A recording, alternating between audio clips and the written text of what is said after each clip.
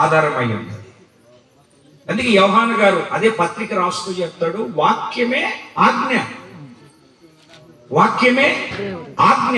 ఎవరికైతే వాక్యం ప్రకటించబడుతుందో ఆ వాక్యానికి శిరస్సు ఉంచి, ఆ వాక్యానికి తల వంచి, ఆ వాక్యానుసారంగా నడవడానికి తమ నడుములు కట్టుకొని వాక్యానుసారంగా జీవించడం నేర్చుకుంటారో వాళ్ళ జీవితం ఆశీర్వాదకరంగా మార్చబడుతుంది. అవే లేదు, నాకు నచ్చినట్టే నేను ఇలాగనే ఉంటాను, నేను ఈ విధంగానే ఉంటాను, నేను ఈ రకంగానే ఉంటాను అనుకుంటే నిన్ను దేవుడు కూడా బాగు చేయలేదు, నిన్ను దేవుడు కూడా ఆశీర్వదించలేదు, నిన్ను దేవుడు కూడా నీ స్థితిని మార్చలేదు. దేవుని పరిశుద్ధ నామానికి మహిమ కలుగును గాక. రెండు చేతులు పైకెత్తి గట్టిగా దేవుడికి స్తోత్రం.